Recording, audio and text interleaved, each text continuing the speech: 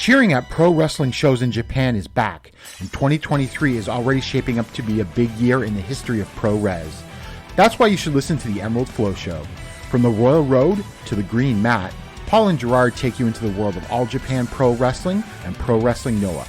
Not only do we analyze events, but we examine business, who is getting over, what angles are working or not. Occasionally, we take a look at other Japanese promotions like DDT and Zero One.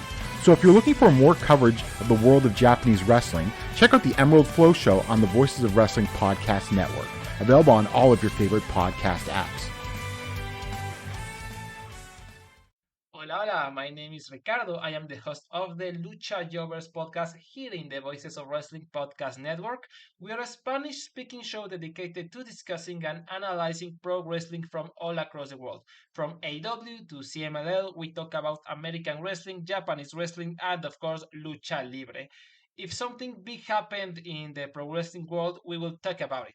So if you know Spanish or have a friend that knows Spanish or want to practice your Lucha Libre pronunciations, go listen to the Lucha Jovers podcast right here in the Voices of Wrestling Podcast Network.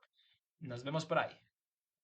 This podcast is a member of the Voices of Wrestling Podcasting Network. Visit voicesofwrestling.com to hear the rest of our great podcasts, as well as show reviews, columns, opinions, and updates across the world of wrestling.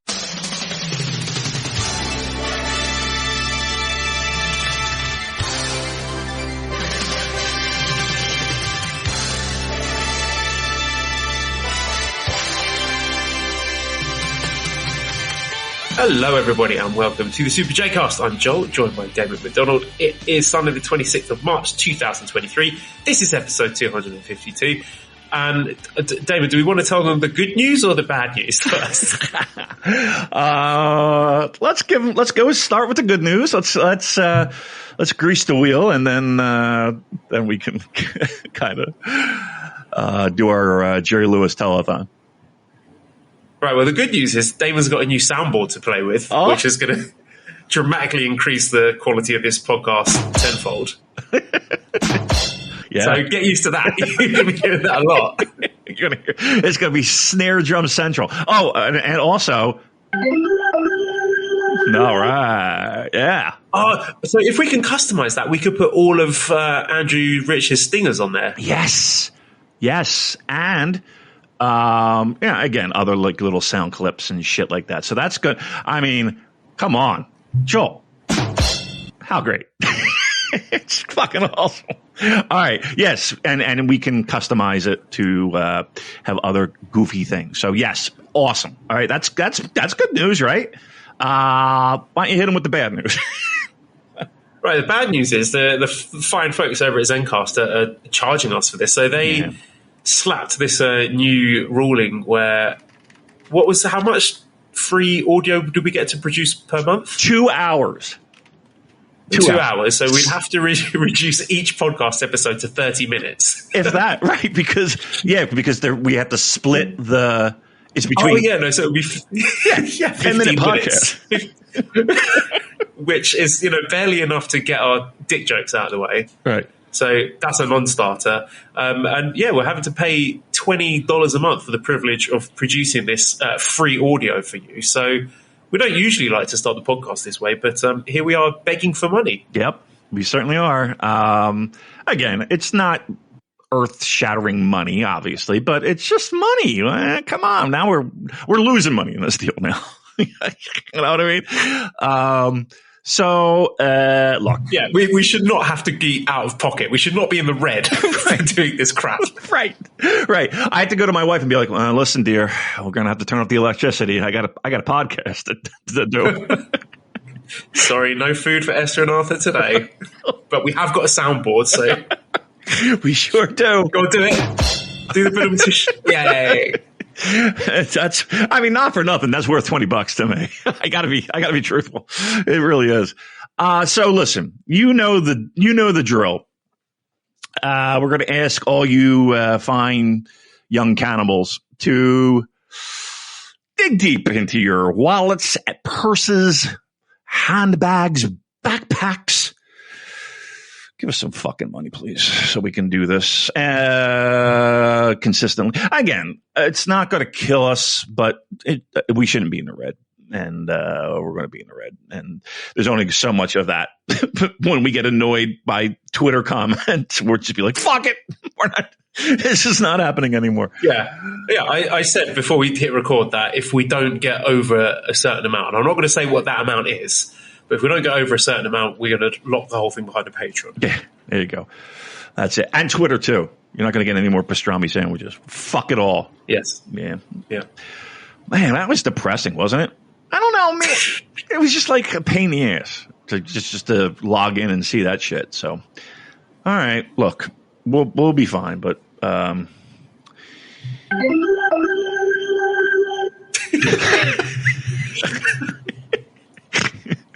it's gonna be great. This is a watershed moment in the life of Super J Cast. It really is. This is one's going to go down in history. Episode 252, when they got the soundboard, and it all went downhill from there. It really did. Oh, that's going to be so much fun. Okay, so just imagine the possibilities of that tool that we have. So help us out, please. You know, we do a fine service for you peeps. Taking time out of our Sunday. All right, listen, I'm not going to beg anymore. Just fucking give us money. We're going to rob you. Yeah, go on it. It's you need to go to Red Circle. I think, was it Red Circle? Yeah. I can't remember what it is. redcircle.com/shows/super-j-cast. And there may even be a function in there. I believe there is to do a monthly donation. Ooh. So just do like $5 a month. You're not going to miss that. Yeah. That's what, a cup of coffee. Yes. Give us a cup of coffee, wouldn't you? would. If everyone does that, just imagine if every listener did that, just threw that chump change our way once a month, just have that rolling, ticking over. You won't miss it. You won't miss it, and that's going to make the world of difference. To me. Yeah. And being able to put food on my table for my family.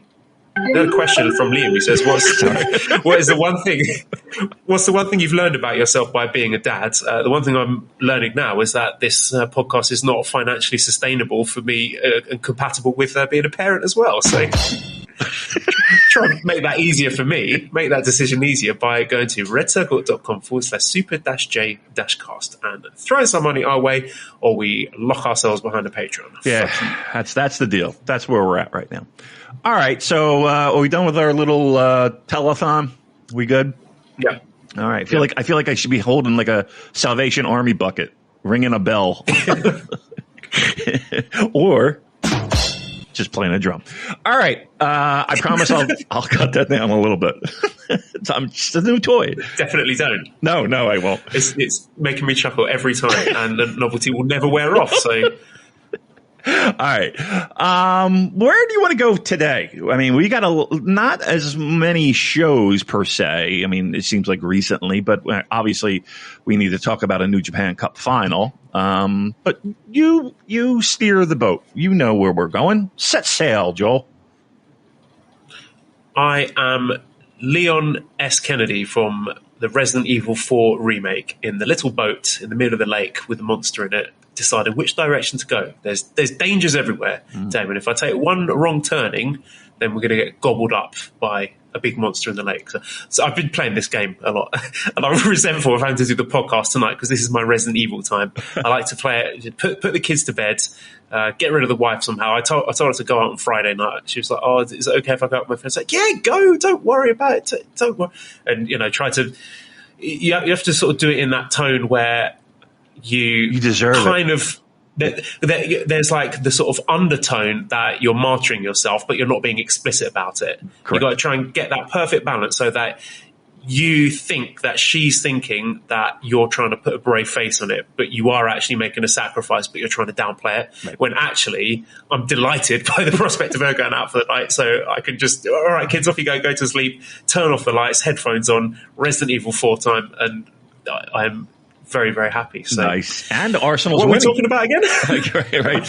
And Arsenal winning. I saw that. Didn't they win like 4-1 last week? Or Yeah, that was when we recorded last week. No match this week. It's an international break. England doing all right, actually. We managed to beat Italy away for the first time since like 50 years. So, Yeah, everything is going pretty well in the sports department. We've got the end of the sumo today, which, spoiler alert, it was Kiribayama who won the Basho, so that was unexpected.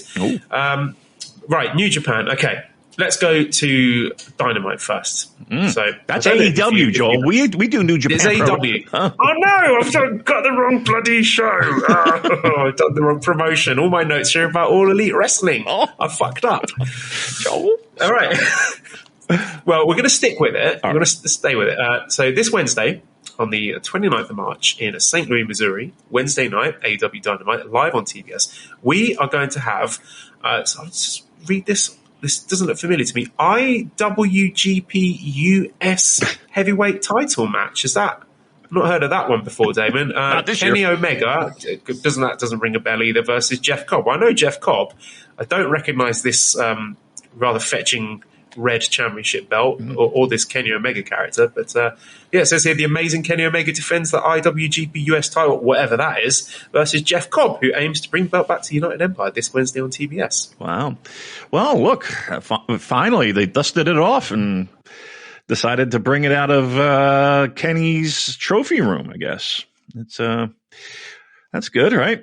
I mean, what do you think of this? Because so when Wrestle Kingdom wrapped up and we had Kenny winning the belt, we were really positive about that. We thought it was a good move. I had absolutely no issue with Kenny winning the belt. Almost 3 months later, he barely brings it out. I don't know if this is like a company directive that if he's defending another title, whether it's or challenging for a title, if it's the trios thing or the triple R, whatever it is he's doing, he's not allowed to bring the US title. And apparently he did bring it out for like a couple of weeks, but now has stopped doing it. I don't know. I don't watch Dynamite, so I'm not really qualified to talk about it. But he's not defended it. He's not made it over to Japan. Apparently there's some visa issues going on. So I don't know if this is they had plans to do stuff with it that weren't able to be delivered on for reasons that were out of their hands. I don't know if this, New Japan have got form for this about slapping one of their secondary titles on someone who just doesn't defend it. This is not the first time it's happened. So I'm very happy to lay the blame at the door of New Japan here because they knew what they were doing, but it's not. I can't help but feel that this is a disappointment. This is not what we wanted. No, and it does feel like that momentum from that match is a little bit has dissipated. I know we have a Forbidden Door in Toronto soon, and everybody's excited for that. And tickets went on sale, and they sold out very quickly, which is excellent news. So maybe it didn't really, but I think the idea of having a rematch in that building is forefront in everyone's mind. But I must say that this is par for the course, right? Isn't it? We give the title to someone who is not a full-time New Japan Pro wrestler, and it gets shelved. It really does. It happens all the time with this company, and I don't understand it. I just don't understand how you can't see in advance, learn from your mistakes. This is Bart Simpson with the electrified cupcake. Right. It's like, this is out, this is out, this is out. That is Gedo. Constantly giving his secondary titles over to other people. Go, I can't believe this has happened again. Right. Now, I will say this, that the match is going to have plenty of eyeballs, right? You were on a major cable network here in the United States, as well as, I believe it's on TSN in Canada. So from a Western audience perspective, this is,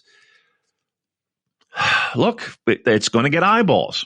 Does that translate into fans of New Japan Pro Wrestling? I don't know. I don't want to be negative Nelly, but I mean, do you honestly think that this match is going to create new Japan Pro Wrestling fans? I don't know. But based on what? Jeff Cobb lost that match really well. I'm going to sign up for New Japan World to see him lose more matches.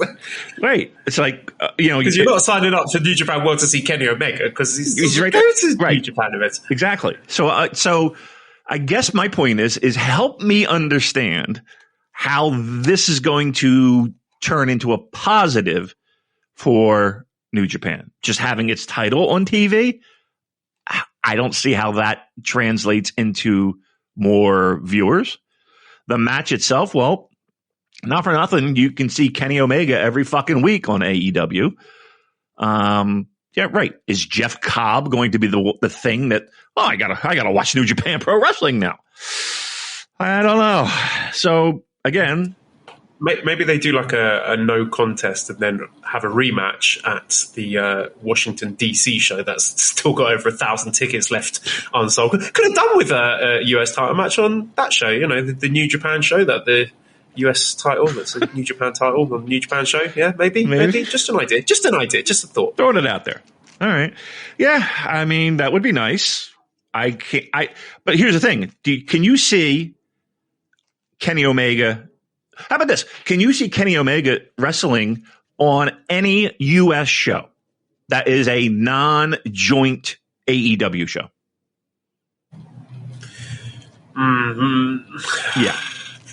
Probably not. Probably not. That sounds like the sort of thing that Tony Khan would not agree to. Right. So once again, I'm just throwing it out here, as I like to do, for discussion.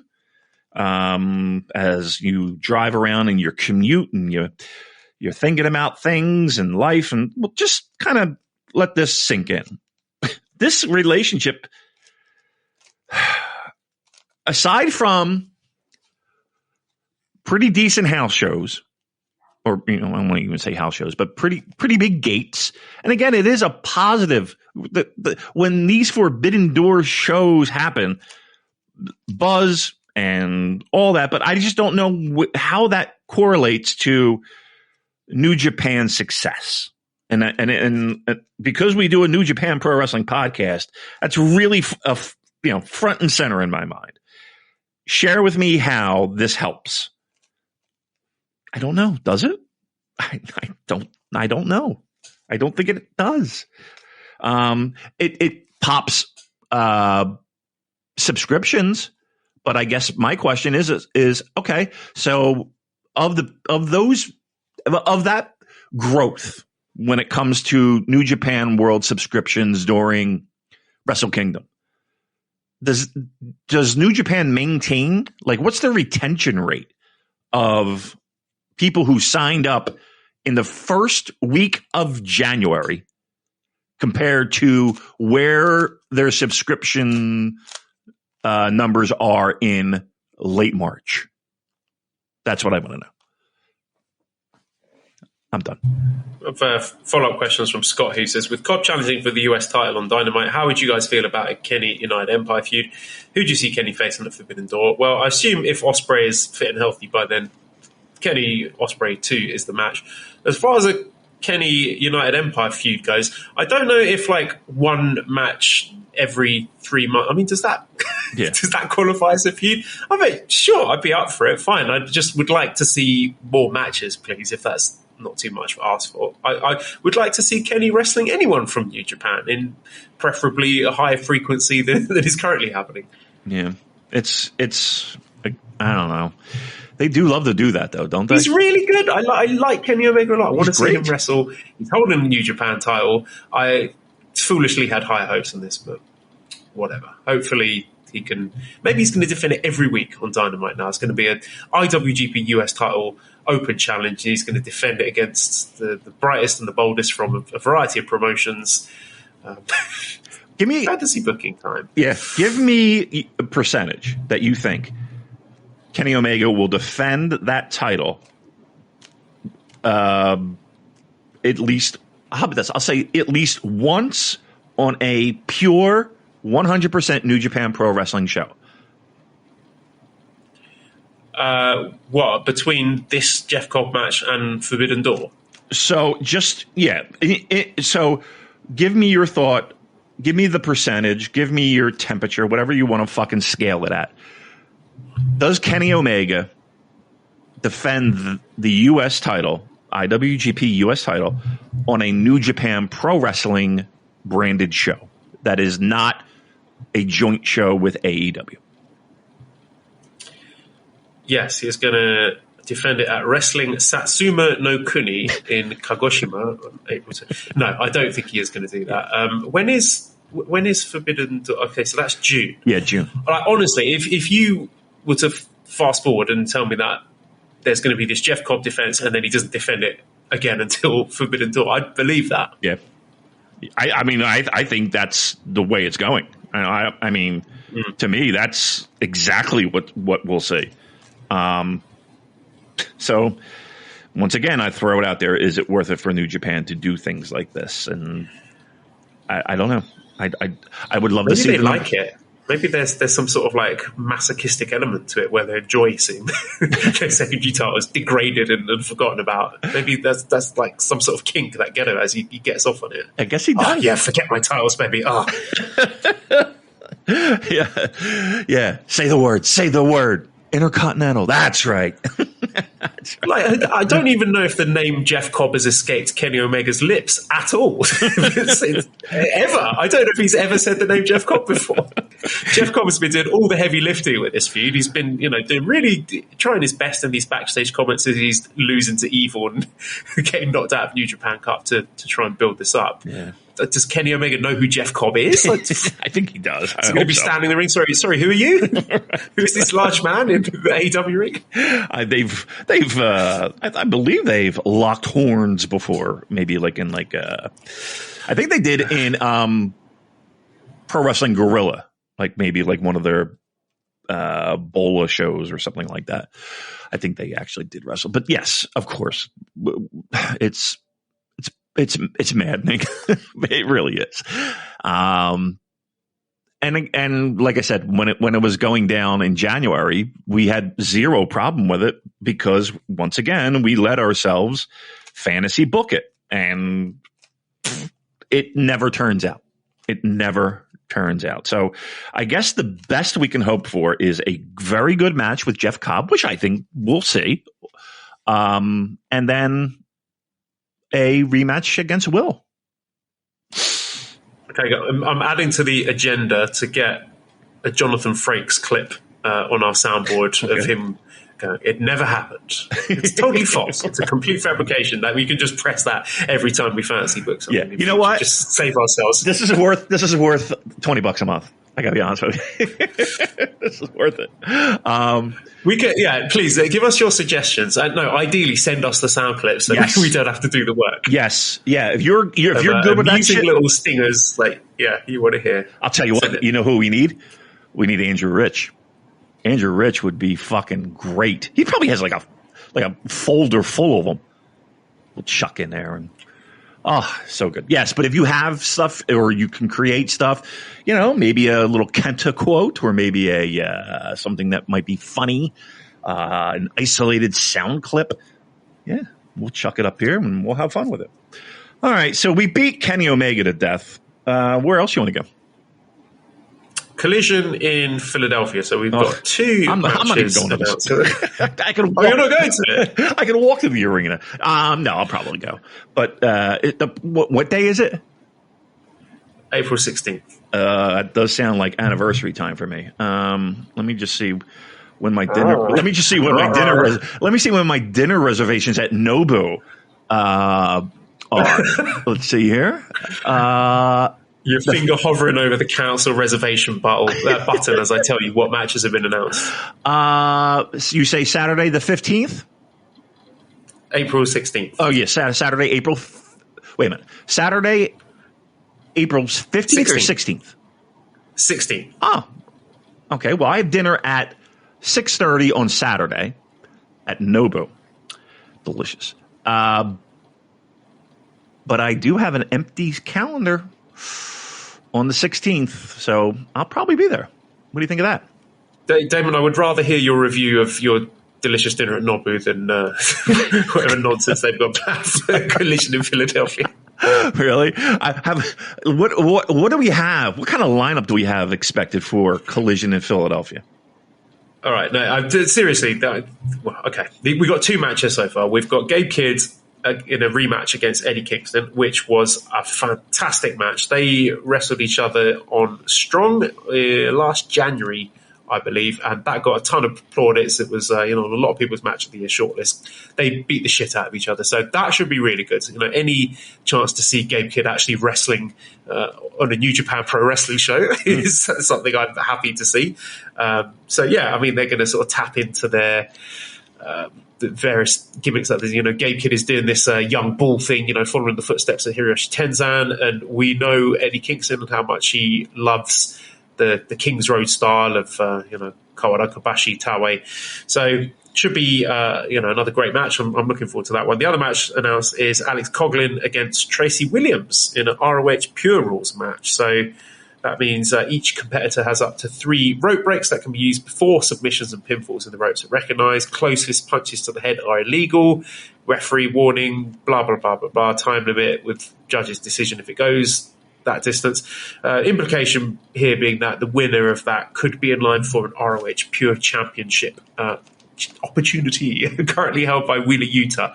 So, well, how are we feeling? Okay. I'll tell you what. I'll guarantee my appearance if I can be a judge. We can make that happen. You know what I mean? Just reach out to Yo. That hurt. No, that was unfair. I feel terrible. That was my in. That hurt. But listen. During one of the most important matches, maybe in pro wrestling history, we've had judges, right? What do we have? That kid from who dated Missy Hyatt. I forget the guy's name, but he was always he was on the Wonder Years. They always just fucking carted him out. I forget his name, but whatever. But I could be a judge. I'll judge. I'll come in a powdered wig with a gavel. No, that's the kind of judge. Come on. Anyone? No? All right. See, it's brilliant because if you make a shit joke that just doesn't land and is hanging in the air like a bad fart, you do that tish, and it makes me laugh every time. It will be great. It will be. Yeah. When I fucking dine a vine with a terrible joke, it's gonna be. I'll fucking rim shot me all night long. That sounds hot. Look, all your jokes are good, and all your jokes make me laugh, but sometimes I haven't unmuted myself in time. So. That's what it is. All right. I thought you just no-sold me. Just fucking let me sit there out there, floating into the fucking horizon with a dead joke. All right. I'll probably be there. Honestly, I'll probably be there. It doesn't look like I have anything booked, so I would say the likelihood is high. All right. How about that? Well, yeah, we've got the DC show on April 15th. We've only got 3 matches announced for that. I mean, I assume they are waiting for the outcome of Sakura Genesis before they start announcing stuff, which is frustrating. We would like to have full cards to discuss and, give a chance for people to actually buy tickets in good time. But this is New Japan. This is what they do. So no point getting annoyed with the baby for shitting in its nappy. So we move on. Jake says, what do you guys see as a potential main event for Forbidden Door 2? For me, MJF versus Tanahashi makes the most sense to give MJF a big singles victory over an older established talent. But I'm open to hear what you guys think. So I've said before, I think Ospreay Omega is a lock if both guys are healthy. Last year, we got Mox getting a nice, easy defense against Tanahashi. Do you think they're doing the break glass in case of Tanahashi emergency? Do we finally get Hiroki Goto for getting his shot at the AEW title, as we all hoped for last year? I mean, MJF versus Goto, that's, I'm sure, a dream match in anyone's books. What do you reckon? Who would you put forward as a safe defense for Maxwell Jacob Friedman? Well, I'm gonna be honest with you. I don't think it should be Tanahashi. Why would Hiroshi Tanahashi put over MJF? You know what I mean? Yeah, Tanahashi hates Jewish people. That's what? That's well established. We're gonna have to get Dan to bleep that out. I'm joking. I'm Jewish as well. It's okay. Right. It's all right. I'm just worried. Have you not seen that Dominion poster, Damon? Apparently that was all Tanahashi. You know what I'm talking about. I do. Oh, yes, I have. It's not something we want to get into. It's a symbol of something good, isn't it? It's like I'm not even getting into it. Fuck that. Tanahashi does not hate Jews. Please don't start that rumor. He hates Buddhists. And that's true. That I know. That I know.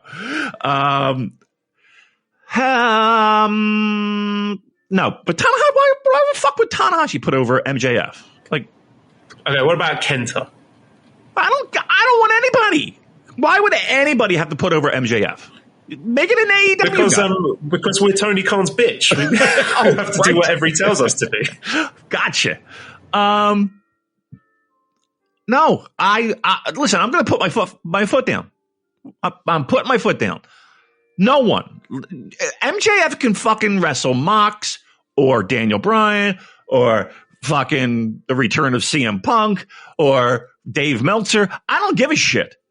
This is not getting MJF overnight on New Japan's back. Fuck that. Have him job one of your fucking guys, Tony. Job one of your guys. We don't need this. I don't know. Tanahashi is. I'm telling you what. If I were New Japan, I'd be like, go fuck your mother. What do you think of that? Go fuck your mother. Could you play the dramatic piano music, please? I wish I could because I can't find it now. I think I accidentally deleted it. I'm looking for it. Oh, no. I'm looking for it. I had a great bit there. I know. Let me just make sure. I don't know where it is. It's gone. Where can I just... I was going to do a hilarious bit where we would flash forward into our Forbidden Door 2 review show. Oh, God damn it. I can't find it. I accidentally deleted it. Yeah. I think I did, but can you sing some somber piano music, please? Sure. All right, no. I do have I have like this intro outro. Let's try this. Can you work with this? So MJF pinned Kazuchika Okada in 17 minutes and 36 seconds with, I don't know the name of his finishing move, so I can't even do the bit properly. This sounds like Stepping Out by Joe Jackson. Stepping out tonight. All right. Very good. I feel bad. Well, I feel bad because I accidentally deleted, because there's a little X if I hover my mouse over it. And I accidentally hit the X, and I don't know where the files are stored. $20 down the toilet. Thanks, Damon. Still laughing. So fucking great. All right. Fuck MJF. I don't give a shit about him. All right. What do you got? Okay, let's do New Japan Cup. Aaron Mither says, is this the most eventful New Japan Cup tour yet? So the tour has come to a close. The tournament's finished. I would say in terms of match quality, there was a lot of stuff that was very good. Not great. I don't think there's anything there that's going to be in my match of the year shortlist. Certainly a lot of high-level stuff, but nothing, really... No book worthy? What do you reckon? Yeah. I would agree. But lots of eventful stuff. Lots of twists and turns and elevations of people... a lot going on, a lot packed into this tournament. Yeah. I think they did a really good job with it. Yes.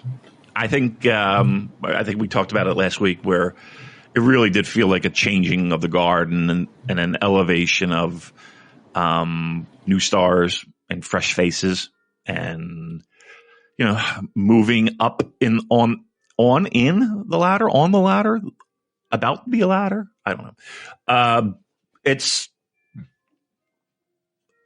I think it's the most. What was the question? The most important. What was the wording? The wording was the most eventful New Japan Cup tour yet.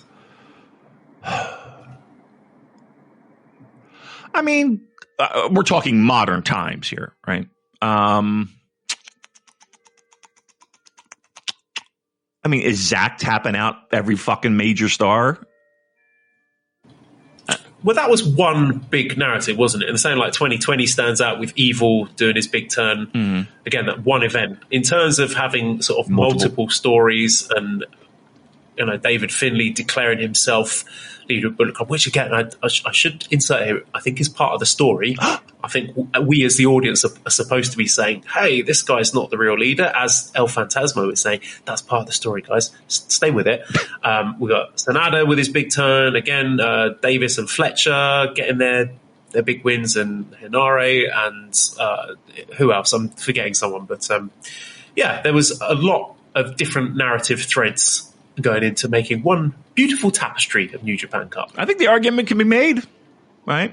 I think absolutely the argument can be made that you know, at the very least, it was interesting in the sense of we're developing new storylines with new people. Yeah, I think it's in the running.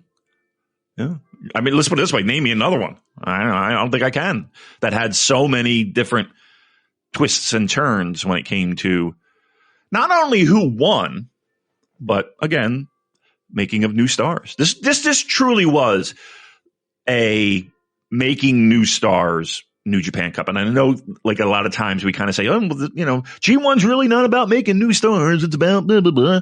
And New Japan Cup is about making new stars. I don't know why we're talking like this. Yes. I would agree with the statement. It's right up there in the running. Well, let's go in reverse order then. Let's talk about the cup final first, which was Sanada defeating David Finlay. Finlay, apparently it's pronounced, not Finlay. He says it Finlay. So David Finlay in a very breezy 19 minutes and 56 seconds with his modified DVT. So Sanada won the New Japan Cup 2023. And it's case in point here, what we've just been talking about, Damon. Two changed men. You know, the wrestling's been tightened up for both of them and intensified. And if you'd said to me 2 years ago that this would be the final, then I'd have balked at that. So I think it's a measure of how well they've both done in their new roles in a really short space of time.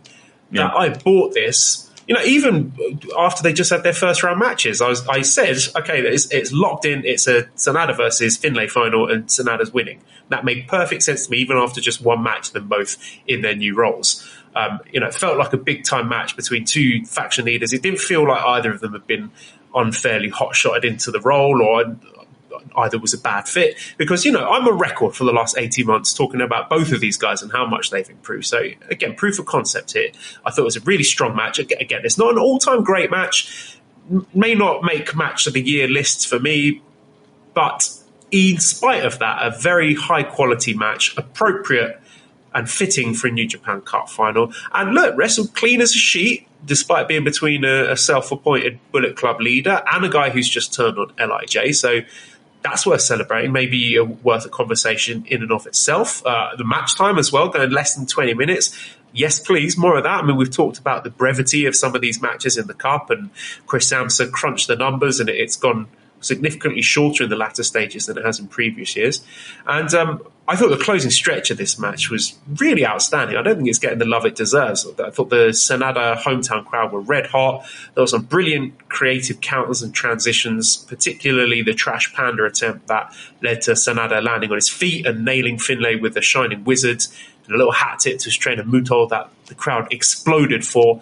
And I really feel Sanada's cranked it up to that next level of intensity and fire that's been missing up until this point. And I do love the kayfabe reason for that being Taichi. You know, Taichi's the man to ignite that fire. So if we're assessing both guys and saying whether they're suitable occasional main event caliber wrestlers for New Japan, I say an overwhelming yes. And you know, I agree with what you said last week. They are not on the level of an Okada or Naito or Tanahashi or Omega or even like an Ospreay or a Shingo. But you know, those are generational talents that we've been spoiled by. And Finlay and Sanada, I think, proved here that they are absolutely good enough for their upper mid-card roles. They're not going to be headlining any Tokyo Dome matches, but this was good stuff.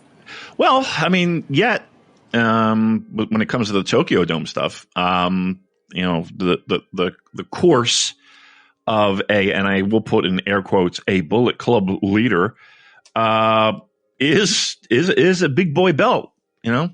So I want to be surprised if that were the case. And it is amazing what a new Club leader. That's the thing, Damon. Oh, we don't know if he's the Bullet Club. He says he's the Bullet Club leader. That's right. Some people think that he's not the Bullet Club leader. Well, that's could be El Phantasmo headline in Tokyo. We don't know. I think it's amazing what a new and not completely ridiculous amounts of change or paint, but just a little coat of paint will do for some guys, and SANADA would probably be top of the list.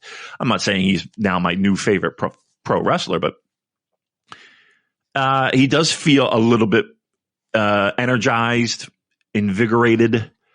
And you're right. It could have easily fallen into this just heel bullshit, and it wasn't. And I think, obviously that was intentionally done to further give credibility to all that has happened. No, I don't think this final will go down in the ages and the annals of history as, a must-watch final. But I do think it's very significant in the sense of we're changing things up a little bit. We're making things a little bit different. And I think that's always refreshing and always good. Now, with that being said, SANADA,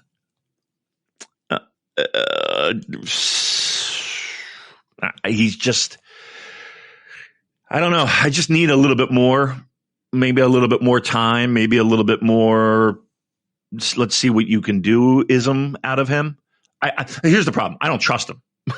I don't trust him to be able to carry this out in a fashion that would be pleasing for everyone. I like the fact that he's with a new, fresh faction. That's good. I like the new look. I think the jury's still.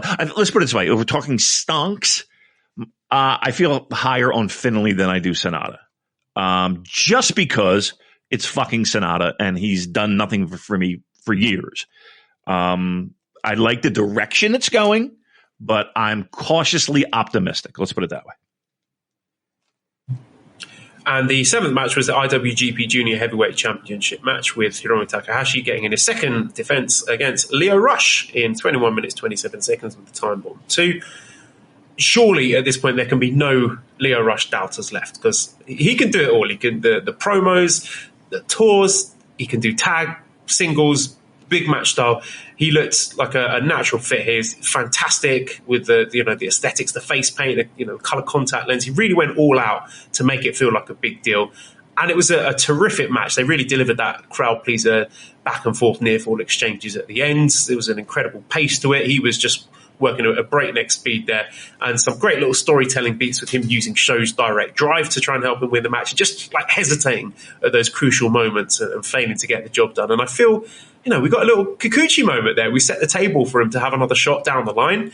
That he came agonizingly close here, and I think all the fans would want to see him get another crack at that. And at the very least, a deep run in Best of the Super Juniors. And I left this match feeling that I can't wait to see Lio Rush mixing it up with others in the division in singles matches, particularly in Best of the Super Juniors. And also, look, let's not leave out Hiromu. He deserves some love because he might feel a bit stale as champion, but he's been delivering big this year, both in and out of New Japan. He's, you really feel he's trying his absolute best to keep things fresh against a mix of old opponents and new opponents from different promotions. So if he keeps delivering at this level and they have some interesting defenses in mind for the future, then I'm not going to put him in the bin just yet. No. And keep in mind that when we were excited about the idea of Lio Rush being champion and having all those defenses and freshening things up, that's not to say that we are down on Hiromu, because he is absolutely fucking great in ring, out of ring. It's just that, okay, we just kind of wanted the idea of freshness was more appealing than consistency, I guess. So for me, the match ending was a probably the biggest disappointment I've had so far this year when it comes to New Japan and match results and giving a guy an opportunity for whatever reason. They decided not to do it. And here's the thing: the arguments can be made. There's nothing wrong with him still being champion, Hiromu. It's just the safe route, and I don't know. I think I'm more of a fan of let's mix things up a little bit. It would hurt no one to have him drop the belt. But again, if we could throw that match on a forbidden door, if we could throw that match, a rematch, anywhere really, and or at least I feel like the argument can be made that they'll meet again in Best of the Super Juniors. But yeah, it was a little disappointing. I'm not going to lie, because I just think that the idea of him defending against a wide array of different wrestlers would really spice things up. They went the safe route. I can't blame them for it, but they went the safe route. And then, of course, at the end of the match, we had Zack Sabre Jr. coming out and cutting a promo in Japanese. And I think I mentioned this before. I think it's worth noting the effort that a lot of these wrestlers like Zack and Tana and Hanare are going to cut their promos in Japanese and make that connection with the home crowd, which we haven't really seen a lot of Western wrestlers do over the last 10 years. I mean, Kenny Omega obviously fluent in Japanese, but beyond that, I can't really think of too many examples. So it's good to see them making the effort. Obviously, those guys who've lived in Japan for a long time, so you wouldn't expect them to be learning the language, but it's good to see them flexing that. And Zack did a really good job here. And introducing Hiromu's next challenger and newest recruit to TMDK, Robbie Eagles. So, I mean, first of all, let's take this opportunity to put ourselves, or put myself over in helping to get this storyline up and running, because I was listening to the Voices of Wrestling flagship, and Joe was quite rightly giving Kevin Kelly, I think he was talking about Kevin, plaudits for giving the reason why Robbie has done this, because he was irritated by Leo Rush jumping the queue and declaring himself the challenger without going through the correct channels of the Chaos group chat, which of course is a little throwaway tweet that Robbie put on Twitter, and I picked up on it, and there was a bit back and forth going on there, and me shit stirring, saying, "Oh, you should join a new faction." And so, yes, Kevin was absolutely right to highlight that story and that logic between of Robbie jumping shit. But I helped get that ball rolling, David. I've destroyed that stirs the drink as far as New Japan narratives go.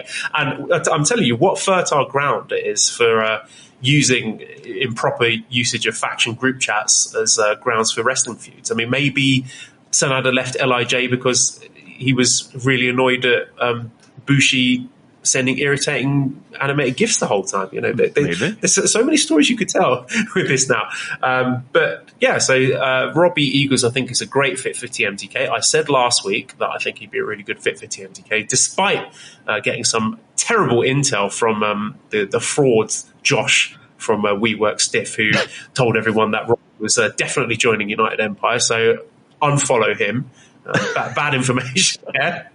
Eric says, has anyone jumped as many factions in such a short time as Robbie Eagles? Between 2018 to 2023, he went from Bullet Club to Chaos to TMDK. Look, none of those felt forced. I mean, each of those had, I think, a logical and sort of satisfying payoff about why they have jumped ship. And you could see it here. I think it makes complete sense for him to join TMDK, and I'm really looking forward to the match. I think Sakura Genesis Hiromu against, I don't know, I want to say sort of heelish Robbie. I wouldn't even say TMDK are necessarily a heel faction, maybe a tweener faction, but I'll be very interested to see how and if even Robbie sort of changes up his in-ring style to match that. But yeah, Hiromu versus Robbie, you sign me up for that any day of the week.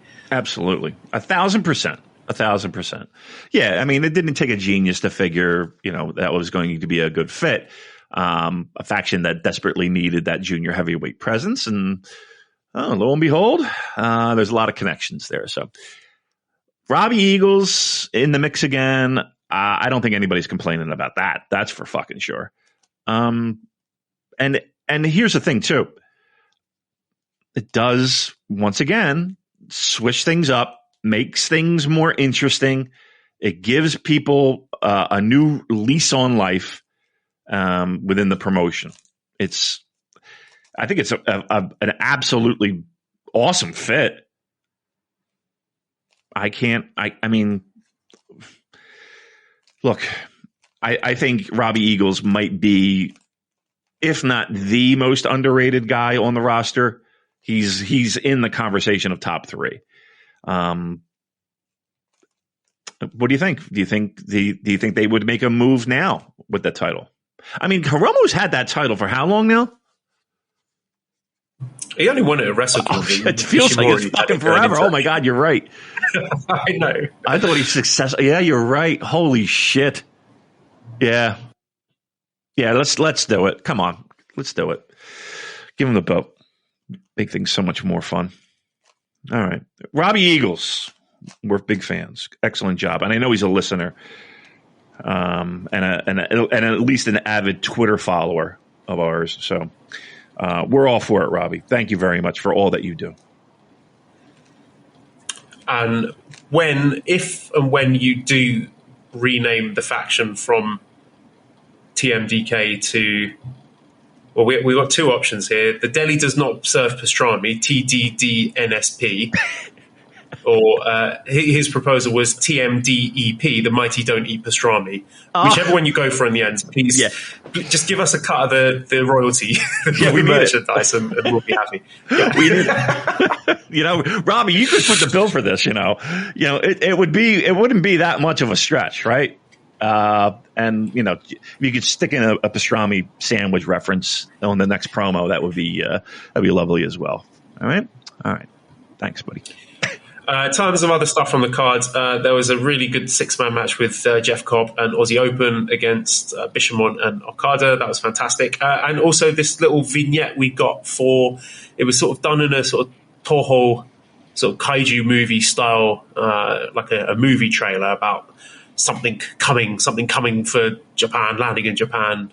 The tweets go, just what is coming? So obviously a new wrestler debuting or re-debuting. A lot of speculation about who that might be. AS says a long shot, but with the English video for Mystery being uploaded as Something Is Coming, could it be perhaps for Jake Something? He worked New Japan shows, could come in as Finley's guy in Bullet Club, as Bullet Club need a big guy, especially if ELP is going to get thrown out. Multiverse A says, do you think the video package is for Yuya, Suji, or Kiyomiya, who will have reached the summit of his pro wrestling powers after driving Muto around LA and carrying his bags during WrestleMania weekend? Guisto says, Kaito Kiyomiya really be on the verge of leaving Noah and possibly joining New Japan. So look, before we get your picks and who you think this mystery debutant is, just a word on Kaito Kiyomiya going to the US to accompany Keiji Muto for the WWE Hall of Fame. What the fuck?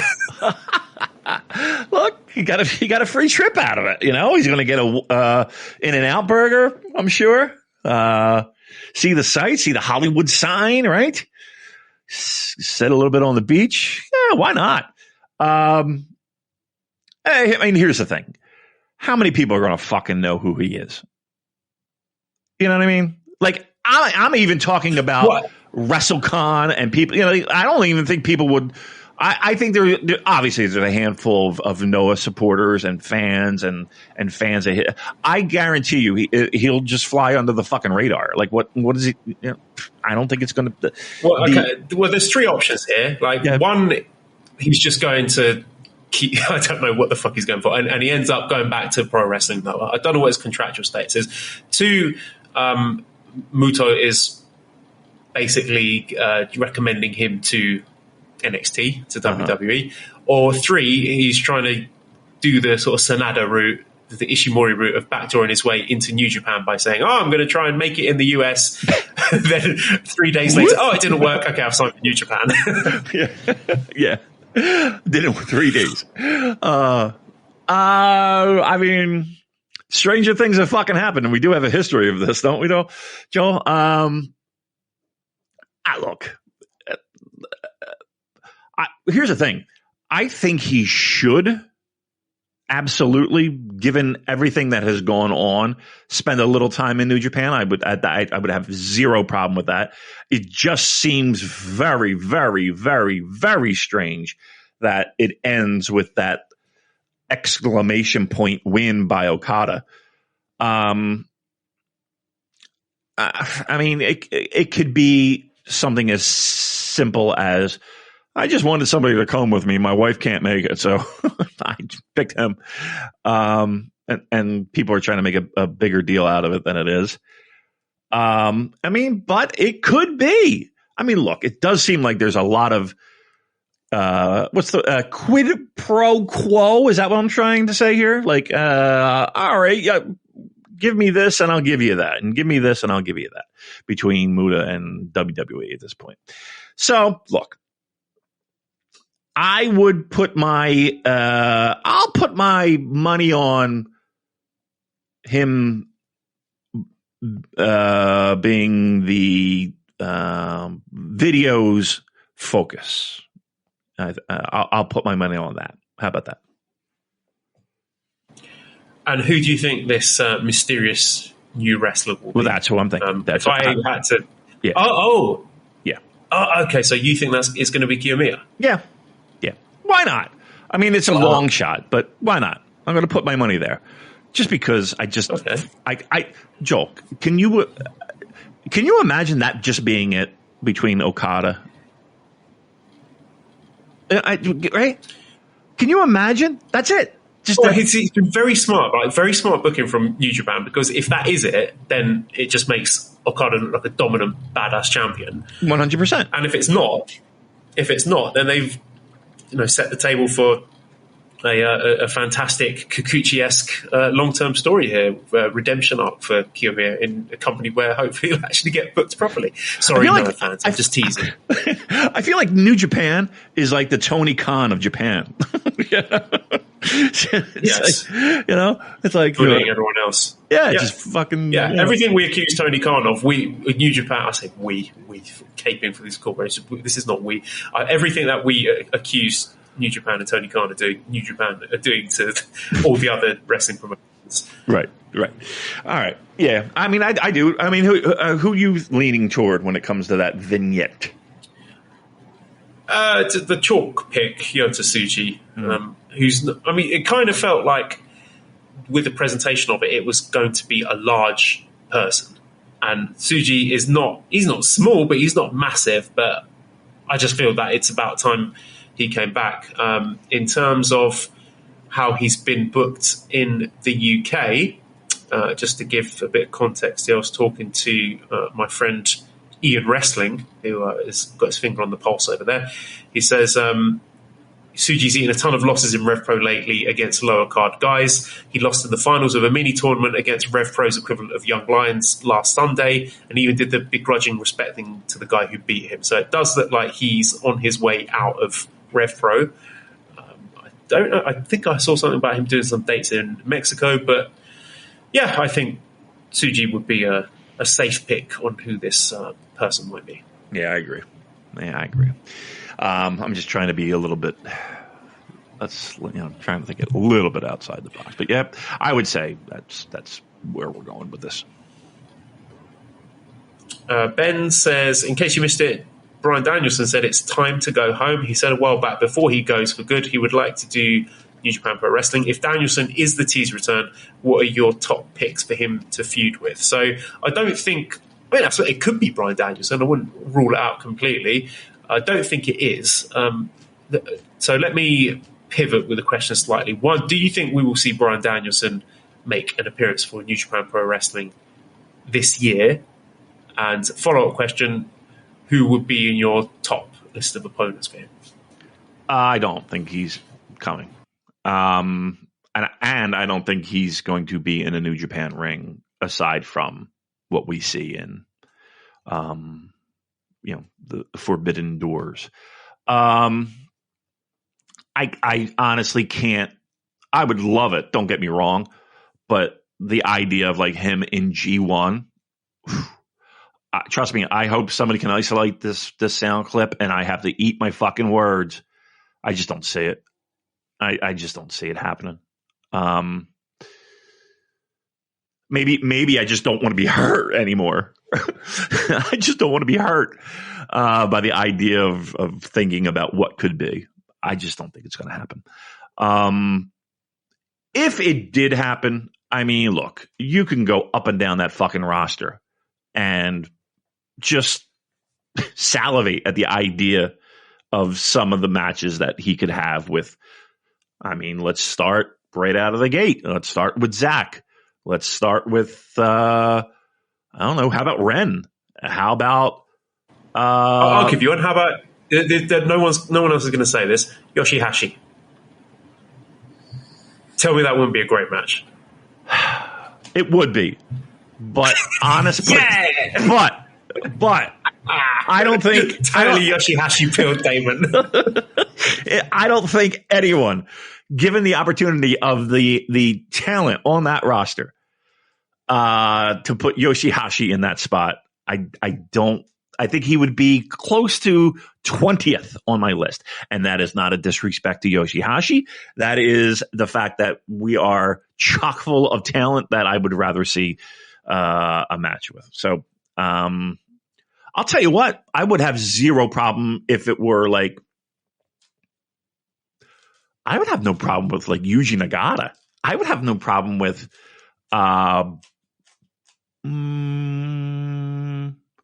who else? Who would I want? I'm trying to think of guys. I'm trying to think of pure. How about Kushida? Yeah, I would like to see Kushida. You thinking of sort of grapply guys? Yeah, grapply guys, but I just don't want to see stuff where I could see in fucking Washington D.C. You know what I mean? Like I don't want, like I'm not going to name like Clark Connors, and I'm not going to name, which I'm sure will be great matches, but I just kind of want to, I just things that maybe we haven't seen or like would be truly dream style matchups.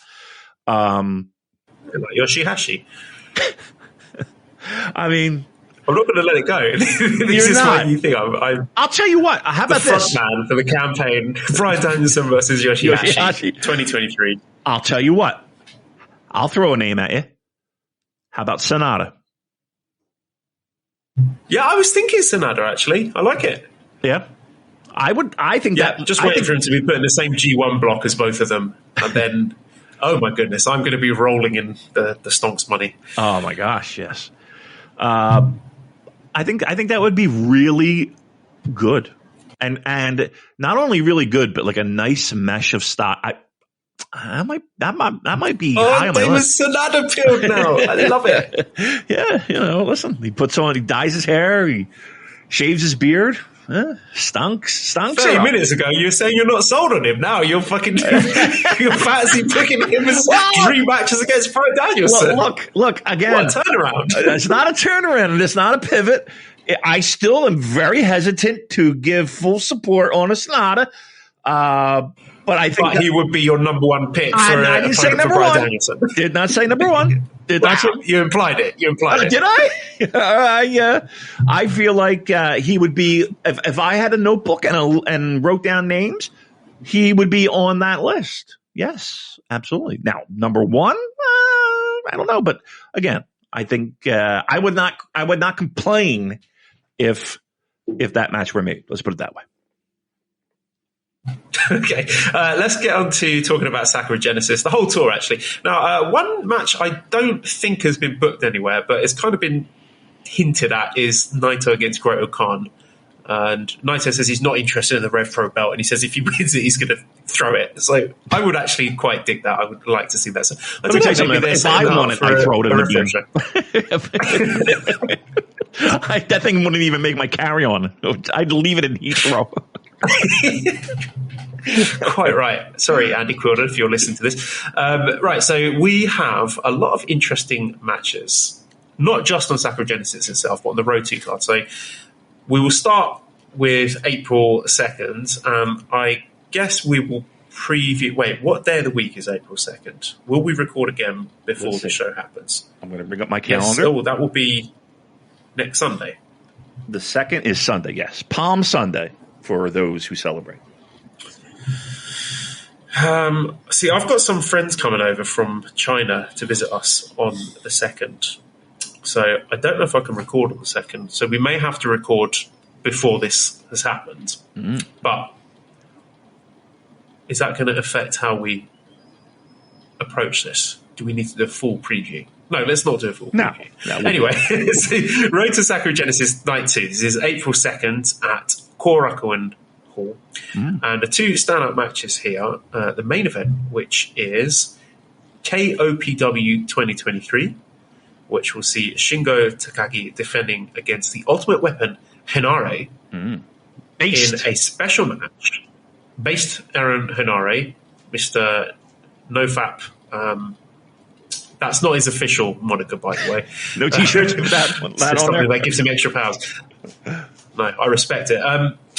So it is going to be a special match called an Ultimate Triad match. So in this Ultimate Triad match, no countouts, no disqualifications. The only way to win is to score a pinfall and a submission and a 10-count knockout on your opponent in any order you see fit. So you have to get all three of those to be the winner. Wow. Okay. It's going to be a long match, isn't it? It's going to be a long match. It does feel like there's a lot going on in that.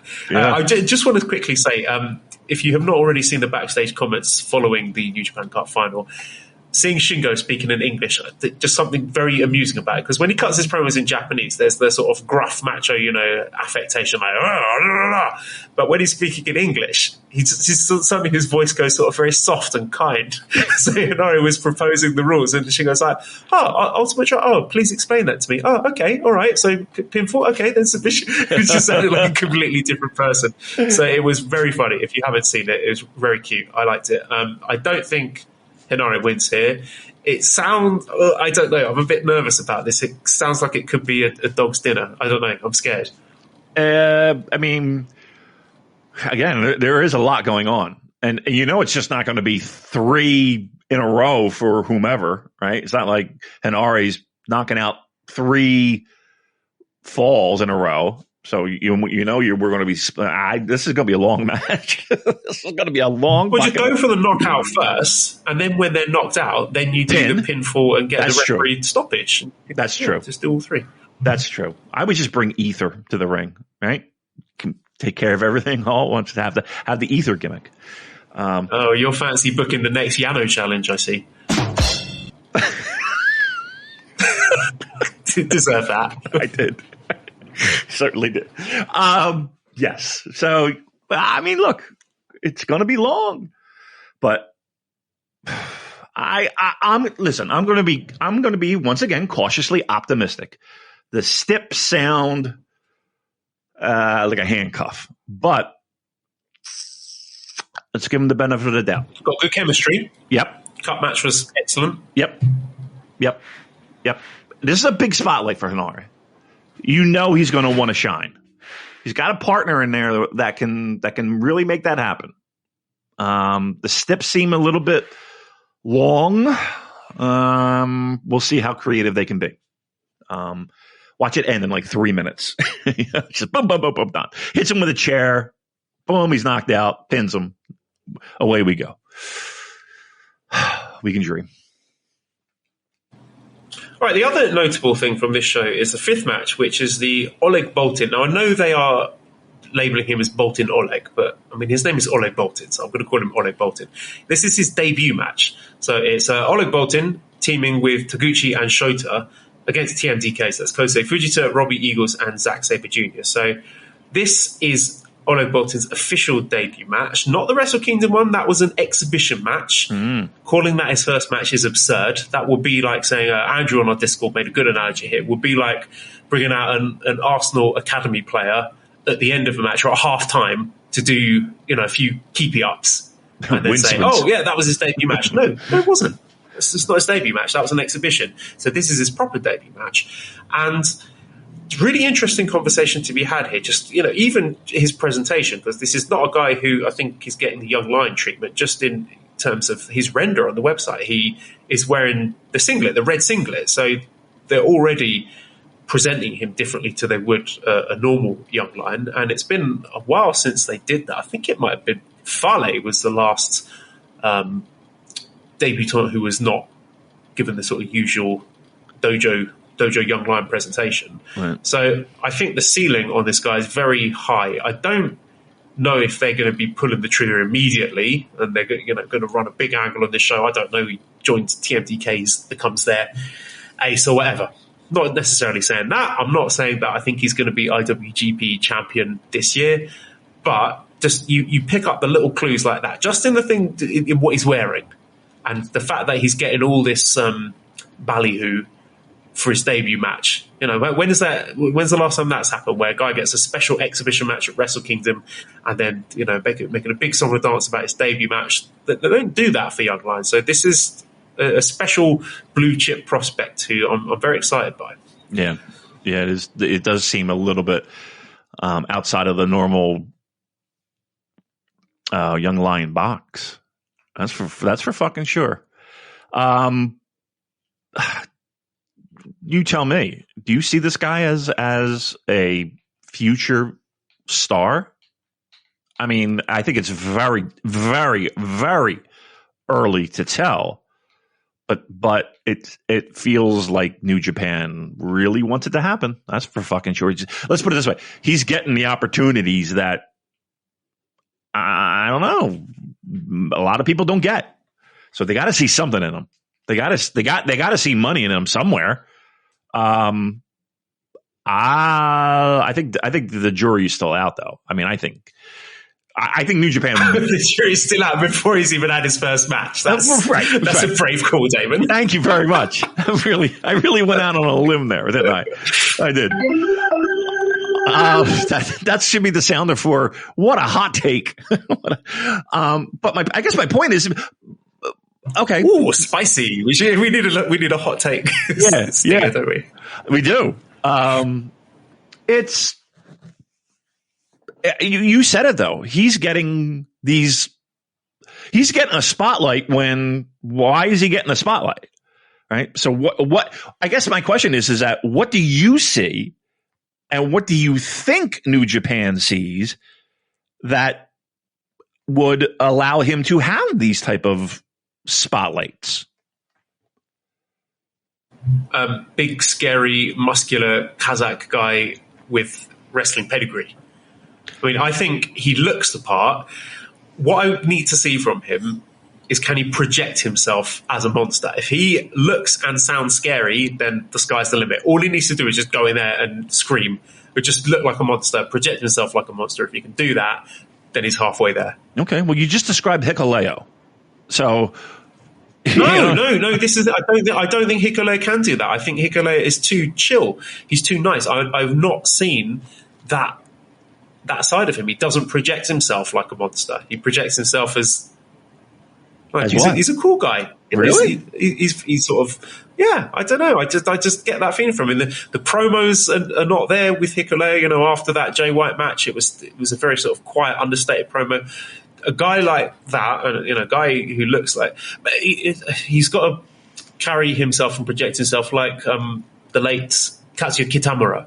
He carried himself like a monster, and we're all really excited about his progression.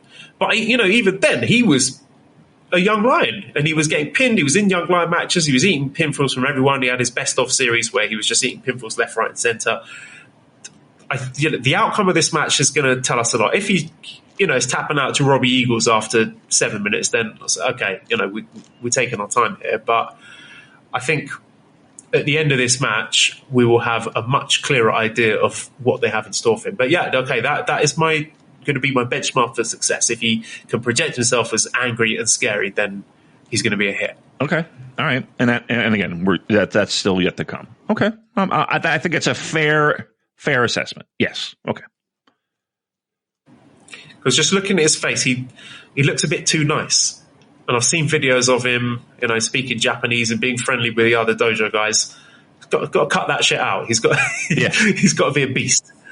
Yeah. And I don't know if he's got that in him, but we will see. So should be a very interesting show on April 2nd. And then April 3rd, we have two notable matches here. We have our main event is the Never Openweight Six-Man Tag Team Championship. Strong Style, Ren Narita, Minoru Suzuki, and El Desperado defending their six-man titles against House of Torture, Evil Show, and Yujiro Takahashi. So this is obviously going to get some time.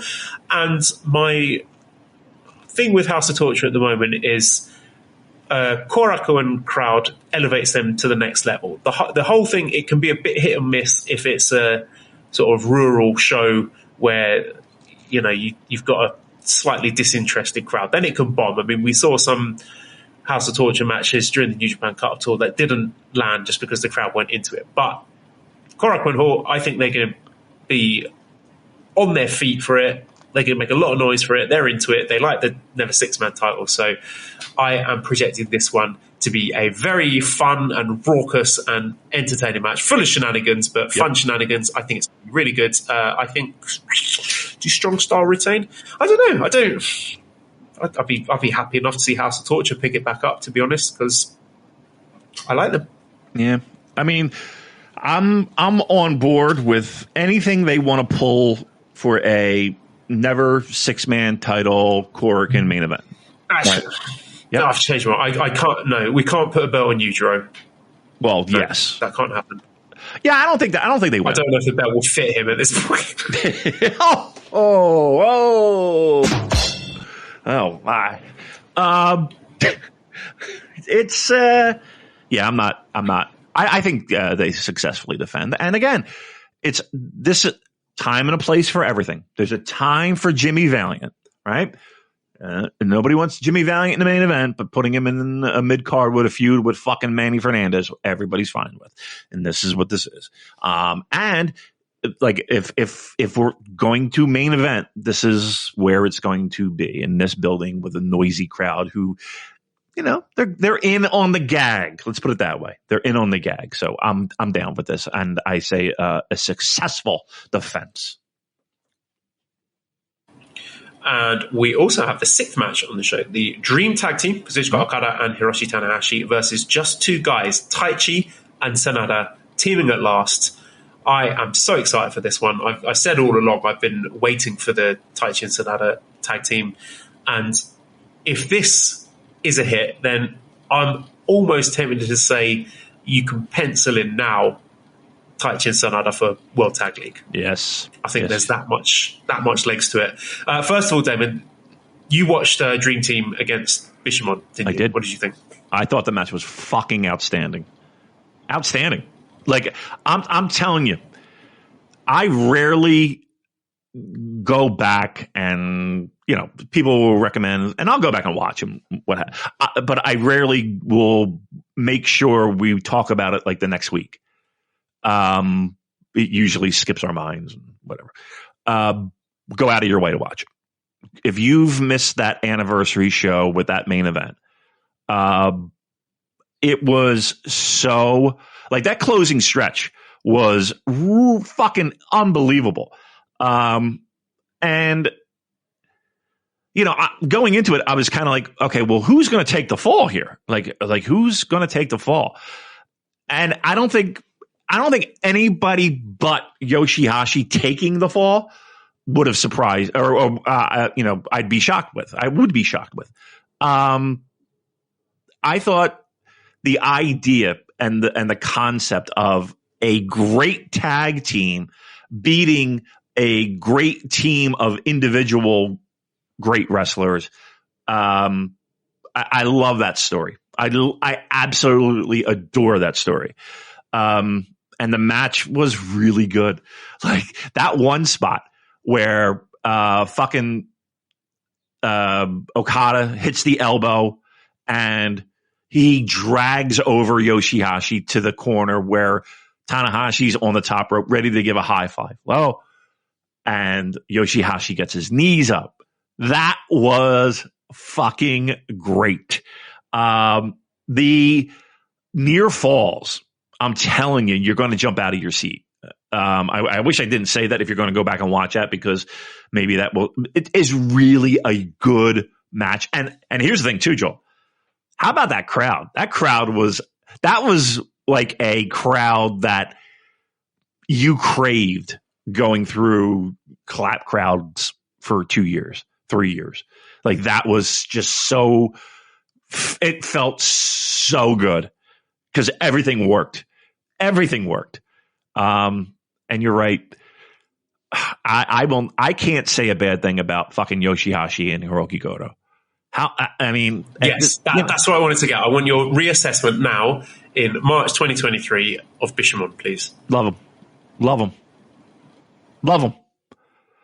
Again, it's all conditioning. It's all shit that's been fucking in my head for years of this guy's a bum and this guy's this and this, whatever. Fucking throw that out the window. Like, honestly, if there's any one match, if you're like me and you're always kind of on the fence with them and you're always kind of fucking hemming and hawing and you're just finding shit to get annoyed with, watch this match. I promise you, you'll see Goto and Yoshihashi in a different light. Promise you. Now, again, they're in the ring with two of the greatest pro wrestlers of all time. Okay. That being said, it wasn't like it was a carry job. It wasn't like it was like, oh, these guys are completely outclassed by Tanahashi and Okada. No, they held their own.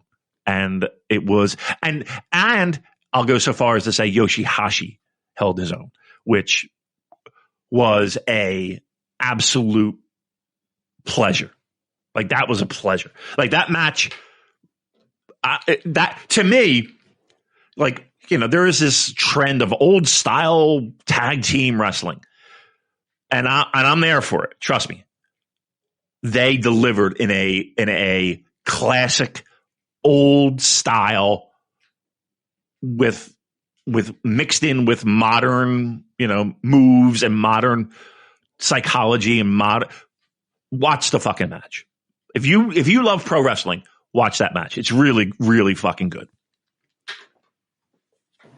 Right, well, I think we can close the door on the Super J-Cast now, which I can now finally admit to being a 5-year-long psyop to get Damon to acknowledge Taichi and Yoshihashi and Sanada as brilliant wrestlers. So we've done our job here. Do you think Dream Team versus Just Two Guys can reach the same peaks? I think that Sanada, the idea of Sanada and Taichi as a tag team, I think they're like just on paper. They haven't even fucking had a match. Just on paper, that's a future challenger for a tag title, right? I mean, that sounds. I could be into that absolutely, 100%. I wouldn't be surprised if that's what we see. I would be all for it, totally for it. I just love it. That's one thing I really love about you, Damon. And I mean this in all sincerity, that there's a lot of people out there who dig their heels in with their takes about certain New Japan wrestlers. And of course, you are an intelligent guy who watches the product every week. But just it just fills my heart with joy to compare 2023 Damon with like 2016, 2017 New Japan Purocast Damon, and like comparing, if you told 2017 Damon that 2023 Damon would be really excited about the prospect of the Taichi Sanada tag team, 2017 Damon would have probably punched you in the face. Right. So it's just a measure of success of the way that these wrestlers have evolved, and credit to us for acknowledging that, because there's plenty of people out there who don't, who bury their heads in the sand. Oh, what, this guy's getting a push? Oh, New Japan are rubbish, blah, blah, blah, blah, blah. So yeah, very much looking forward to that match. And so we have matches announced for Sakura Genesis. So first of all, a question here from Andrew, who says Tsumugu Mitani, and I don't know who that is. Does that name ring a bell to you while I look it up? You're going to have to look that one up. I can find a Tsumugi Mitani, so I don't know if I've written it down incorrectly. I don't know who this person is. I forgive my ignorance, but this person will produce a dream match, a quote, dream match that transcends the boundaries of units at Sakura Genesis. What match would you put together with the people not already booked in matches? For reference, her original pitch to Obari was Makabe, Taichi, and Yo versus Zack, Kenta, and TJP. So don't strain too hard to think of anyone beyond Tanahashi for this. These are the wrestlers on the tour, but not booked for Sakura Genesis, excluding Dads and Young Lions. So we have Tanahashi, Great-O-Khan, Ishimori, Narita, Suzuki, Desperado, Ishii, Yo, Taguchi, and Yano. So even with those names, for people who don't have matches on Sakura Genesis, I think you could book quite a fun mixed faction tag team match on that. Sure. Yeah. I mean, what do you want me to do? I don't know. Just that there's going to be a mixed unit match. Yeah, I don't sure. think this is a. Okay. Yeah. Perfect. It would be fun teaming together. You know, it would be fun getting Tanahashi and Suzuki on the same team. That would be fun. Getting the weirdo perverts on the same team. So Okan and Taguchi and Yano together would be fun. Yeah. But yeah, anyway, there should be a fun match anyway. Right, what else we got on Sakura Genesis? So in no particular order, we've got Akira, Henare, and Cobb against Sho, Yujiro, and Evil. So potentially that could be a six-man title match if House of Torture win. Yeah. Doesn't it sound like that's a win then? That does sound like it's a win. Yeah. Yeah, House of Torture winning. Yeah. And there's their next challengers, Akira, Hinari, and Jeff Cobb. We also have Wato, Hikulo, and Tamatonga against ELP, Kenta, and David Finlay. So maybe something to brew in there. We might get something happening between Finlay and Phantasmo. Hit the fantasy booking sound effect alert. To start that. Well, it's work in progress. Help us think of a better fantasy booking jingle for that. We also have Bushi, Shingo, and Naito against Doki, Kanemaru, and Taichi. And getting into the meaty end of the card, we have the NJPW World TV Championship match. Zack defending against Shota Umino, who beat him in the New Japan Cup.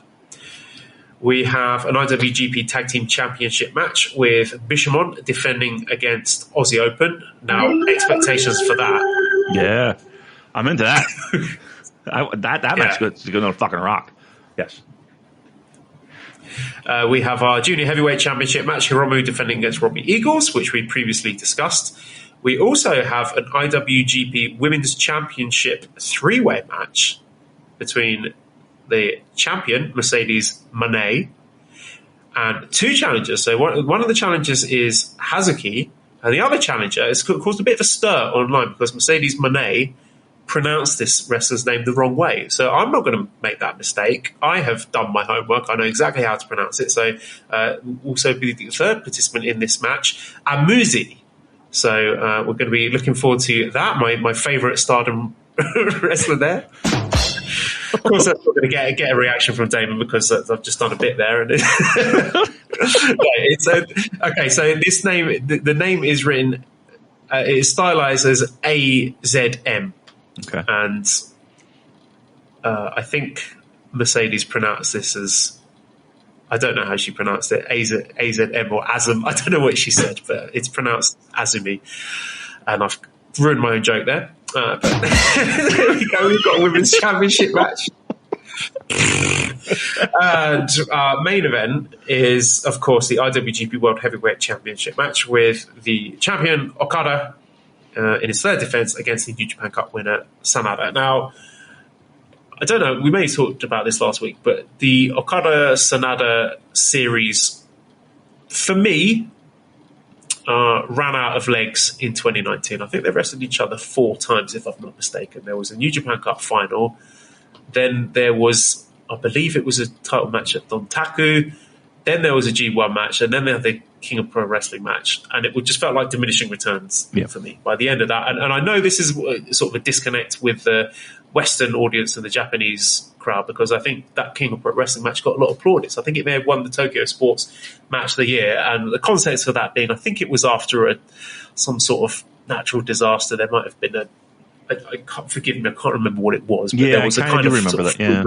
Was it a typhoon? But yeah, maybe that was it. I apologise for forgetting, but my point is, I think this could be a very different match because this is not, hey, well done, kids, you did your best, Okada. This is Black Trunks. He's got no time for your bullshit, Okada. And he came out and said as much at the end of the New Japan Cup final. It was like, what took you so fucking long, you punk, blah, blah, blah. And then SANADA was saying, okay, you said your bit, now clear off, get out of the ring. This is my time now. So this is two guys with a very different attitude. And, we're seeing these New Japan main events go, a bit tighter, a bit shorter. I think this one could be really great. I think there's a lot of people who might be hand-waving Okada SANADA who I suspect by the end of Sakura Genesis are going to be eating a slice of humble pie. I think this one's going to be really good. I hope so. Look, and you're right. I think one of the most under-talked about and undervalued item that has happened so far this year has been, and we call it, dickhead Okada or black tights Okada or whatever the fuck you want to call it. I think this subtle move to have Okada be this cocky, but not like Rainmaker cocky, right? He's almost the guy who's been there, done that. You're not fucking pressing me. And no, this is angry. You're wasting my fucking time. Correct. Okada. Yep. Absolutely. So I love it. I mean, it does add just a little bit of spice to an already great pro wrestler. And again, we've talked about SANADA at length here today. So look, at the very least, I'm going to try to go into this with no preconceived notions, which is very difficult to do. And I urge everyone to give it a shot because you're right. This does feel different and it has the potential to be great. I'm not saying it will be. I'm saying that my interest in this match is, okay, we have, it feels different. Let's see if it's executed differently. And if it is, we could have ourselves a really fucking great main event. David Bentley Fart says, is it finally time to pull the trigger and give SANADA the win over Okada? I can't see a downside of giving him a short reign to see how things go. He's popular domestically, and it will be a fresh face in the main event scene. So do you think we'll pull the trigger and give him that cup of coffee reign with a title? Because there's a non-zero chance of that happening. I could see it. I mean, I could see it too. Do you think... Whew. I tell you what, all those preconceived notions came flooding back in at once.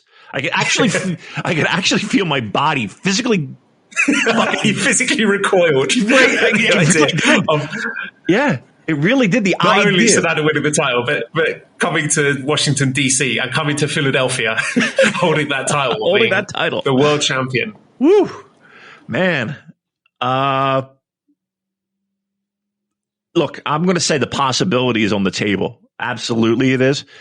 And I think this is one of the first times where I'm actually going into this thinking, all right, there's a possibility that this fucking guy's going to win the title.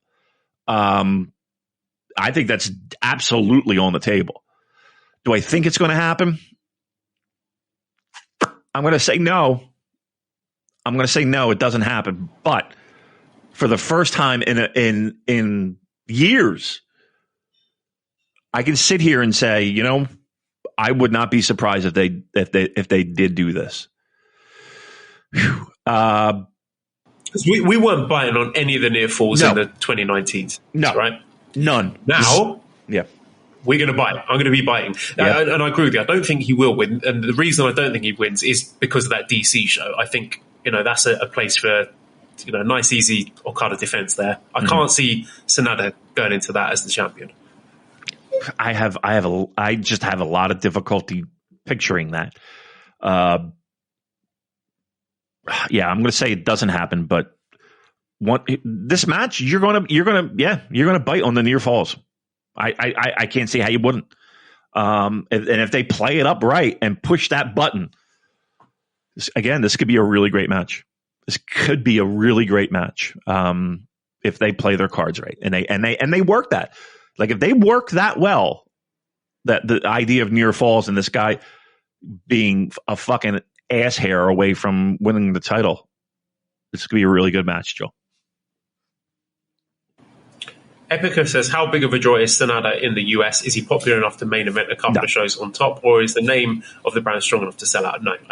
He's a non-factor here. Yeah, absolutely. I mean, again, if he shows up at a New Japan Pro Wrestling show, are there going to be people in line to get his autograph? Absolutely. Outside of that, I mean, it's just zero impact whatsoever. And I say that. He might be the... I was going to say, he might be the poster child for that disconnect between the two fan bases. Yes. Yeah, you're right. I mean, Jay White definitely held that crown for a long time. But yes, Sanada is his prince. If Jay White was the king of that. Yeah, absolutely. NJ's Villain says, regardless of the outcome of Sakura Genesis in 2 weeks' time, who's next in line at Wrestling Dontaku? Is it too far-fetched to have ELP as a challenger? I mean, I've talked at length about how the chalk pick would be Finlay, but ELP would be an interesting swerve. And, yeah, I do think something may be going down in that six-man match. So, I don't know. Dontaku, who do you think? I just don't think that there's anything like indicating that that's the route that they're going to go. Now, I think there's like, here's the thing. I really feel like that we need to give ELP a singles title, something, to help boost his name. And even Finlay has something along those lines. So, even if you gave ELP a tag fucking belt, I'd be happy with. I can't see ELP challenging at this point. No. Okay, well, that is Sakura Genesis, the whole tour. Let's quickly just touch on Multiverse United, which is taking place this Thursday, March 30th, in the Globe Theatre. So this is the crossover show between Impact Wrestling and New Japan. Before I read the card, Damon, would you... Okay, so you're familiar with Josh Alexander, right? Yes. How high on your list of guys you were looking forward to see would Josh Alexander and Will Ospreay have been? Would they be in your sort of top 5 for this show? Top 3 even? Yeah. Top 3, I would think. Yeah. Yeah. Both injured, so both off the show. Right. So already cursed. So this is the card we've got so far. So Yuya Uemura versus Gabe Kidd. This is a kickoff match. And then we have Tanahashi filling in for Ospreay. So we're all looking forward to Ospreay versus Mike Bailey, which sadly is not happening. So it's going to be Tanahashi versus Mike Bailey. Then there's Impact Knockouts Championship 4-way match with Deonna Purrazzo against Giselle Shaw and Mickie James. Oh, no, isn't Mickie James injured as well? This might be out of date. And Miyu Yamashita. We've got an 8-man tag match with PCO Callahan, Alex Coughlin and Fred Rosser against Joe Hendry, Eddie Edwards, Tom Lawler and JR Kratos. We have the Impact World Tag Team Championship 4-way match with the champions, that's Ace Austin and Chris Bay, against the challengers, Motor City Machine Guns, Alex Shelley and Chris Sabin, TMDK, Bad Dude Tito and Shane Haste, and Aussie Open, Carl Fletcher and Mark Davis. So that one looks quite tasty as well. We've got an X Division Championship 6-way scramble with Rocky Romero, Clark Connors, Kevin Knight, Trey Miguel, Rich Swann, and Frankie Kazarian. Singles match between Jeff Cobb and Moose, and the Impact World Championship match. So sadly, Josh Alexander's had to vacate, which is a real shame because I think they had a run of shows coming up in Josh's native Canada to look forward to soon. So a really sad way for him to have to vacate that. So the challengers Kushida, and it will be against, I believe it's Steve Macklin, who I must admit I'm not hugely familiar with. I am aware that this is a guy who used to be on NXT. He was Steve Cutler from the Forgotten Sons, I think they were called. Fun fact, right? His first NXT match is the NXT debut match. He lost to CJ Parker, aka Juice Robinson. So there you go. So, you know what, actually, Damon, in spite of those injuries and in spite of my lack of knowledge or interest in Impact Wrestling, think that's quite a fun card. Yeah, I mean, it does feel like they're squeezing in as many people on this fucking show as they possibly can, with all the different titles with multi-man, 4-way, 3-way, 800-way dances. But it does, I mean, look, I think it's a good card. I think it's a good card. I think it's going to be a hard sell for people that are not familiar with the Impact brand. But yeah, I mean, on paper, it sounds, I mean, there's nothing there where it's like, oh, you know, you have mega stars, right? There's no main event where you're just like, okay, this is, I'm already writing this in my notebook. But I'll tell you what this is. I'll tell you why I like this. This is a lot of guys who I have a lot of affection for because I was watching them on Strong. Yes. Every week. Yes. And they're in interesting matchups here. This is why I like it. And none of them are bad. Like every name that you mentioned can fucking go. It's just, again, is it the sexiest lineup? No. Is it a lineup that is solid? It is. It is. Is it something that's where people are tripping over themselves to throw money at Ticketmaster to get tickets? I don't know. That's, I mean, probably not, right? Probably not. But is it required watching? I don't know. Is it required watching, Joel? I would watch it. I don't know how to watch it. I've not really looked into it. I don't know if this is a pay-per-view or I'm looking on New Japan World and I can't see any mention of it. Is this going to be a Fight TV fiasco? Let's see. So this is, what date did I say? March. Yeah, it is not listed on New Japan World. So all right. Let me look it up. All right, look it up. What's it called? I'm dying about the name of the fucking show. What's the show called? What did I say? I don't know. You Multiverse tell United, me. You brought it up. All right, Multiverse United. Multiverse United is it's a pay-per-view. Pay-per-view. How much are they charging? Yeah.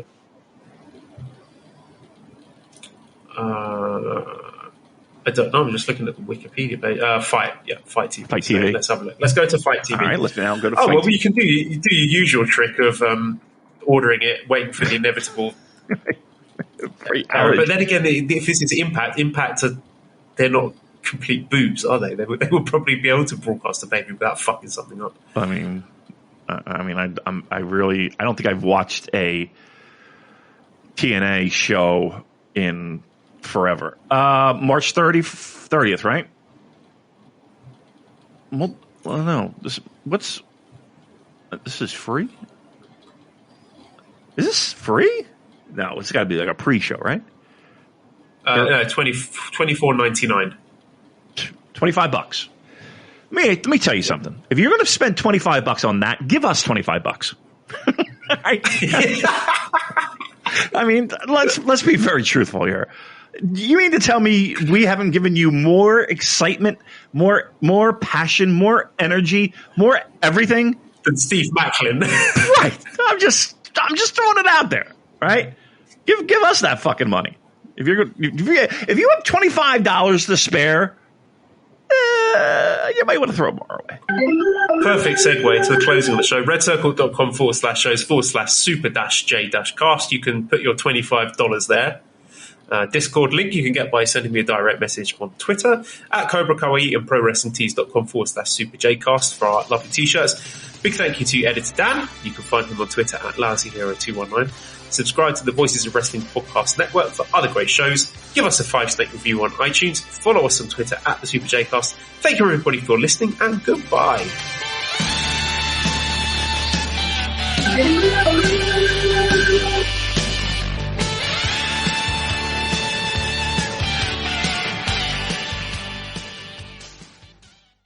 Hello, Do you like New Japan Pro Wrestling? Are you a Shin Nihon freak? If so, check out the Super J-Cast with Joel and Damon on the Voices of Wrestling Podcast Network. And even if you fucking hate New Japan Pro Wrestling, listen to the Super J-Cast anyway. Not just for our great show reviews, analysis, and pastrami sandwiches, but there's also usually some dick jokes somewhere in the obligatory opening 30 minutes of absolute nonsense we chat about every single week.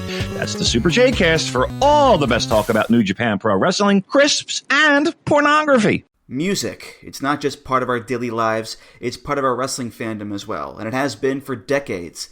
That's where this show comes in. Music of the Mat, the podcast devoted exclusively to the music of pro wrestling, hosted by Andrew Rich. Hey, that's me.